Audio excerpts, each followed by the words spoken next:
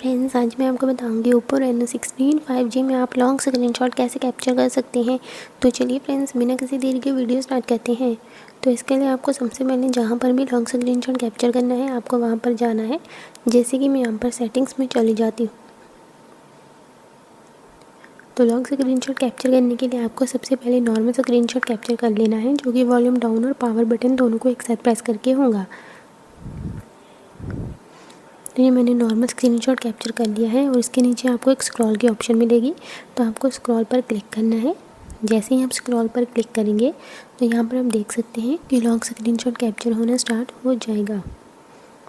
तो आपको जितना भी लॉन्ग स्क्रीनशॉट कैप्चर करना है उतना होने के बाद आपको नीचे डन पर क्लिक कर देना है।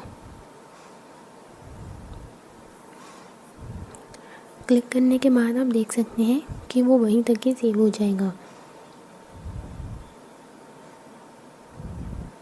Bye bye friends.